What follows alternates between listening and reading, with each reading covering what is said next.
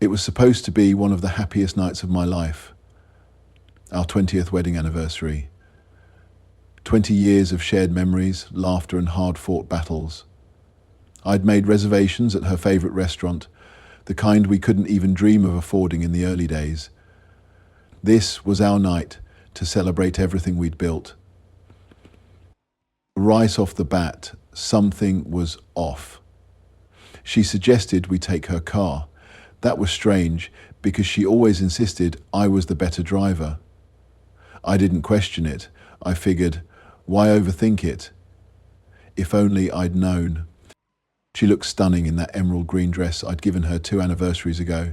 It fit her like a dream, and I even caught myself feeling lucky to be her husband. We talked about the kids, her yoga classes, and summer plans. For a while, it felt perfect. Then, out of nowhere, I heard a chime, a notification sound I didn't recognize. She froze. I glanced around, thinking maybe it was my phone. But no, my phone was silent. That's when I saw it. Peeking out from under her seat was another phone, one I'd never seen before. Whew! Without even thinking, I reached down and grabbed it. Her hand shot out to stop me, but I was quicker. It was an older model, definitely not her usual phone. I turned it on, and there was no lock screen. Just a message sitting there, bold as brass, staring me in the face. Already here, waiting for you in the WC. Can't wait to have you while your loser husband waits at the table. For a moment, the world stopped spinning. My ears started ringing, my stomach churned, and I felt like I couldn't breathe. Every word of that text hit me like a gut punch. Wait, it's not what you think, she stammered, panic spreading across her face. I didn't say a word. I took a sharp left, pulling off the main road, my hands gripping the wheel like a vice. I wasn't sure where I was going, but I knew I couldn't just keep driving to that restaurant, pretending everything was fine. She kept trying to talk, her voice shaky and desperate. Please, pull over, just let me explain, it's not what it seems. I finally exploded. Not what it seems? My voice thundered through the car. Then explain it to me. Explain why some guy's texting you about sneaking around while I'm supposed to sit there clueless, eating breadsticks. Her mouth opened, but no words came out. That silence told me everything I needed to know. I slammed the car into park in an empty lot and turned to her, my voice low and seething. Who is he? Ah, her arms crossed defensively. I don't know what you're talking about. Don't you dare play dumb with me, Lisa. Who is he? Her eyes darted to the window, avoiding mine. That's when it all clicked.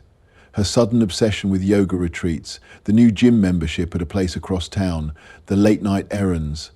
The pieces snapped together like a cruel jigsaw puzzle. It's not like that, she said, her tone shifting to defensive. Like hell it's not, I shot back. How long has this been going on? While I'm busting my back every day to provide for this family, you're sneaky around like a damn teenager. Her voice turned sharp. Don't act like you're perfect. You're always working, always too tired or busy to spend time with me. That hit like a slap. You blaming me for this? She crossed her arms tighter. Maybe if you actually paid attention to me once in a while, this wouldn't have happened. Fair enough. I stared at her, stunned. All those years of sacrificing vacations, working overtime to pay for Ethan's college, skipping nights out so I could take Sophie to soccer games, and she was blaming me? You're unbelievable, I muttered. You had everything. A home, kids who adore you, a husband who would do anything for you, and this is how you repay me? Her jaw tightened, but her voice softened. You don't understand. No, I don't, I said, shaking my head. But you're going to make me understand right now. Wait. I glanced at the phone in my hand and scrolled through her texts. My heart sank further with every word, every image. There were dozens of messages, plans for secret meetups, hotel stays, even selfies she'd sent him. Then I saw it. The picture of us on Ethan's graduation day. Me, the kids, all smiles. She'd stepped away to use the restroom while we posed for the photo. Beneath it was the caption. Brandon said, "And you never will use that photo to mark the Brandon stuff." Can't wait to see you later. I wore that red dress you like. The same red dress I'd complimented her on that morning. Rage bubbled inside me. Without thinking, I hurled the phone across the car. It hit the dashboard with a loud crack, the screen shattering. Boxes of the past disappeared, and in their place, fiercely beautiful phone models of the present. I turned to her, my voice colder than ice. "Get out of the car." I've already finished, transformed into, in seconds, my wife. "Terry, please, get out." She hesitated, but eventually she stepped out. I watched her in the rear-view mirror as she stood there, tears streaming down her face, while I drove away into the night. The dashboard cracked under the weight of my fist, the plastic splintering like my world. "How long has this been going on?" I demanded, my voice sharp enough to cut glass. She didn't answer, just sat there trembling. "How long, Lisa?" I shouted, louder this time. Her lips quivered, and finally she whispered, "A few months." "A few months?" I repeated, laughing bitterly. "Do you even care what this does to me, to our kids?" "So you don't have to know," she murmured, her voice barely audible. Her response ignited something primal inside me. "Oh, they're going to know. You think I'm going to let you drag me through the mud and pretend this never happened?" Tears streamed down her face, but I couldn't tell if they were from guilt, fear, or sheer frustration. At that moment, I didn't care. I grabbed the phone again, scrolling through the messages until I found his name, Jason. "Who the hell is Jason?" I demanded. Her face crumpled. He's a client from the gym." "A client?" I leaned back, the realization crashing over me. The late nights, the sudden distance, the new lingerie I foolishly thought was for me. I had been so busy trying to keep everything afloat for this family, I never saw the cracks forming beneath me. Not anymore. He angled his brows up and wrinkled his nose. "Your story affects me deeply," said Cassius, meaning the fallen star. I reached into my pocket and pulled out my phone.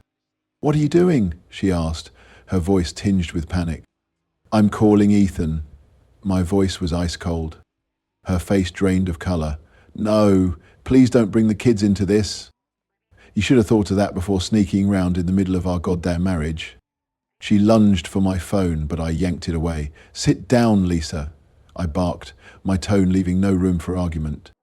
For the first time that night, she looked truly afraid. Afraid of the consequences, afraid of what was coming next. And for the first time, I felt like I was in control again. After the first temporary healings, the pain soon returned. I didn't make the call. Not yet. My finger hovered over Ethan's name on the screen as I stared at her, my voice trembling with cold fury. "Give me one reason," I said quietly, "why I shouldn't blow up your whole damn world right now." She didn't answer. I didn't wait for one. Instead, I grabbed her secret phone and opened the gallery. That's when I found the pictures. Lisa and Jason, half-dressed in some cheap hotel room, their faces far too close to be anything but lovers. There's the lottery. My hand trembled as I selected the photos and sent them to myself. "What are you doing?" she cried, lunging for the phone again. I shoved her back, my voice low and dangerous. "You think you can cheat on me, lie to me, humiliate me, and walk away clean? Not this time, Lisa. Not this time." Seconds later, my phone buzzed. The photos were mine now. Evidence. Proof. Her face twisted in panic as she realized the one thing she feared most was now out of her control. When we got home, I didn't say a word. I walked straight to my office, grabbed my laptop, and locked the door. Rage and adrenaline fueled my every move. Step one, I forwarded the texts and photos to Jason's wife. Oh yeah, Lisa wasn't the only one with a family. I'd met her once at some gym fundraiser Lisa dragged me to. She was pregnant at the time, glowing as she introduced herself as Jason's better half. Better half my arse, I muttered under my breath as I hit send. She deserved to know. 2. I compared notes with Lisa to find events, so during preparation, I impromptu. Step 2. Social media. I wasn't proud of it, but pride had left the building hours ago. I uploaded the pictures, not too explicit, just enough to ruin her reputation, and tagged Lisa's account. My caption was simple. 20 years, and this is what I get. Thanks, Lisa. Within minutes, the comments started rolling in. OMG, what happened? No way. Lisa, stay strong, man. You didn't deserve this. I didn't care about their sympathy. I wanted Lisa to see it, to feel the weight of her actions closing in around her like a noose. Around midnight, there was a knock on the office door. Please, she begged, her voice raw from crying. Can we talk? You're going to ruin me. I swung the door open so fast, she stumbled backward. Ruin you? I spat. You ruin me, Lisa. You ruin this family. Did you think I'd just sit back and let you get away with it? I was wrong, okay? She screamed, her composure finally cracking. I made a mistake. But what you're doing, it's cruel. Cruel? I laughed bitterly. You want to talk about cruel? Let me remind you of something, Lisa. I pulled up the picture on my phone, the one from Ethan's graduation. There was Jason, standing in the background grinning like he was part of the family. You led him into moments that should have been sacred. You dragged him into my life, into our kids' lives. And now you think, am the cruel one? And he went. She collapsed onto the couch, burying her face in her hands. You don't understand, she sobbed. Then make me understand, I said coldly. Explain it to me, Lisa. Make me understand why 20 years, 2 kids, and everything we built together wasn't enough for you. And that's when she dropped the bomb. Oh, it wasn't just him, she whispered, her voice barely audible. The room tilted. I gripped the back of a chair to steady myself. What? Her words spilled out in a torrent.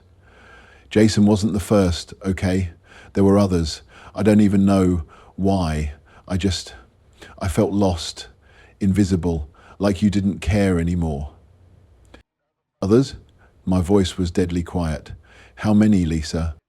She looked up at me, her eyes red and swollen. Does it matter? It matters to me. She hesitated. 3 affairs. 20 years of marriage reduced to nothing but a joke. I turned and grabbed my car keys. Where are you going? She called after me, panic in her voice. I didn't answer.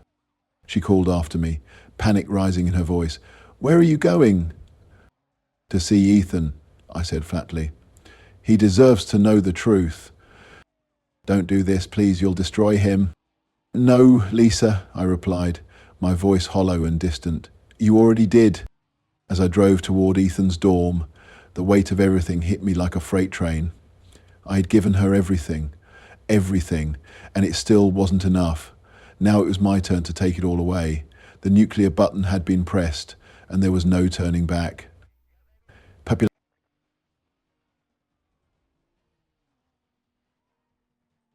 The car hummed quietly, but my mind was anything but silent. Images flashed before me like a twisted highlight reel. Lisa laughing, holding our kids, walking down the aisle on our wedding day. How could someone who shared my life, someone I trusted enough to build a family with, throw it all away?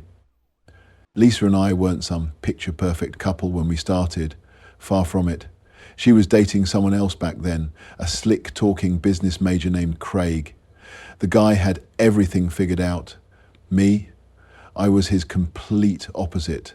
A broke, scrappy kid studying construction management while juggling 2 jobs just to keep the lights on. She told me later that it wasn't my looks or charm that drew her in. It was the way I treated her. I listened when she spoke. I remembered the little things. A note on her windshield after a tough day, her favorite snack after an exam. Craig cared about appearances. I cared about her. When we got married, it felt like we'd beaten the odds. Her parents weren't thrilled about me. They wanted her to marry up, not across. But Lisa chose me, or so I thought. And Ethan was born 2 years later. We were broke, exhausted and running on fumes, but he became the light of our lives. I worked long hours and Lisa stayed home, pouring her heart into raising him. I loved her even more for it. Then came Sophie, our second, and with 2 kids, the chaos multiplied. But so did the joy. I sacrificed everything, sleep, hobbies, even my sanity, to make sure we had a roof over our heads and food on the table. I missed Ethan's first steps because I was an hour away on a job site. I skipped Sophie's first piano recital because a client had a plumbing emergency. I told myself it was worth it, that I was doing what I had to do, but Lisa didn't see it that way. But Lisa didn't see it that way. Her voice from earlier that night echoed in my head. You're always working. Was that her justification? Did she convince herself I didn't care because I wasn't there every second of every day? Lisa had been restless for years, and now that I thought about it, the signs had always been there. She craved attention, reassurance, excitement. I noticed the way her face lit up when someone complimented her, or how she lingered in conversations with strangers just a little too long. At first, I thought it was just her personality. She was an extrovert, a people person. But now I saw it for what it was, insecurity. After Sophie was born, Lisa started working out obsessively, determined to lose the baby weight. She'd spend hours at the gym and even more time scrolling through social media, comparing herself to fitness influencers. I tried to reassure her, told her she was beautiful the way she was. I meant it, but it never seemed to be enough. I arrived at Ethan's dorm just after midnight. The campus was quiet, the orange glow of the street lights casting long shadows across the empty sidewalks. I sat in the car for a moment, staring at his building, wondering if I was making the right decision. Would telling him help, or would it just shatter his image of his mother the way mine had been shattered? I turned off the engine and stepped out into the cold night air. My breath hung in the dim light as I made my way inside. Ethan opened the door, bleary-eyed in sweatpants and a hoodie, his hair sticking up in every direction. "Dad?" he asked, confused. "What are you doing here?" I hesitated. "Can we talk?" Meanwhile, back home, Lisa sat frozen on the couch, staring blankly at her phone. The notifications were relentless, friends and family reacting to the post I'd made. Her hands shook as she scrolled through the comments, her world unraveling one message at a time. She wanted to call Jason, to scream at him for dragging her down with him. She wanted to beg me to take the post down before the damage became irreversible. But deep down, she knew this wasn't Jason's fault, not entirely. Lisa had been unhappy for years. She told herself it was my fault, my long hours, my boring personality, my lack of spontaneity. But the truth was, Lisa didn't know how to be happy with herself. Her affairs weren't about love or even lust. They were about validation. She needed to feel wanted, needed, desired. Jason had filled that void temporarily, just like the others before him, but it was never enough. Back at the dorm, Ethan sat across from me in the common area, his eyes wide as I laid everything out. He lets out a sigh. "Why are you telling me this?" he asked, his voice trembling. "What do you want me to do?" Gratitude and faith and hope and understanding, preservation of the remarkable biodiversity of our planet, and the creation of a new home. "What proof do you want?" "I don't know," I admitted, my hands shaking. "I just thought you deserved to know the truth." Christoph replied that mountain climates did not defy truth and the search for betterness. He ran his fingers through his hair, staring down at the table. "What about Sophie?" "She doesn't know yet," I said, "and I don't want her finding out from someone else. But I can't lie to her, Ethan, not after this." His eyes filled with a mixture of anger and sadness as he looked up at me. "You're breaking the family apart, Dad." "No," I said quietly. "Your mum already did that." Back home, Lisa sat alone in the dark, the sound of notifications finally dying down. For the first time, she realized this wasn't just about her or me. It was about the kids, about the family we'd built and destroyed. But was it too late to fix any of it? When I got home, it was nearly 2 a.m. The house was eerily silent. The house was quiet, the way it always is after an argument that cuts too deep. Lisa sat on the couch, still in her anniversary dress, her face pale and streaked with mascara. Her phone lay next to her, its screen dark, as though it had given up on her, just like I had. "How did Ethan take it?" she asked, her voice hoarse. "He's angry," I said flatly, confused, hurt, just like me. "But he deserves the truth. Sophie does too. Without these settlements and the news, she will concentrate on the world she makes." Her head sank into her hands. "Please don't. She's just a kid. She doesn't need to know." I continued scrolling through the photos, waiting for the right one to comment on. "She's 16, Lisa," I snapped, cutting her off. "Old enough to see the cracks in her parents' marriage, whether we explain them or not. Do you think she's going to believe everything's fine when you're suddenly not here anymore? When we start splitting holidays? You're not protecting her, you're protecting yourself." Lisa flinched, but I didn't care. If she wanted to play the victim, she wasn't going to do it here. The next morning, I waited for Sophie to wake up before sitting her down at the kitchen table. Lisa hovered in the hallway, out of sight but not out of earshot. "Hey kiddo," I started gently, sitting across from her. "There's something I need to talk to you about." Sophie's brow furrowed, her fork hovering over her cereal. "Okay, what's going on?" I hesitated. The words felt like shards of glass in my throat. "How do you tell your daughter that her family, her foundation, is crumbling right in front of her?" "Your mum and we're going through something," I said carefully. "Something big, and it's going to change things.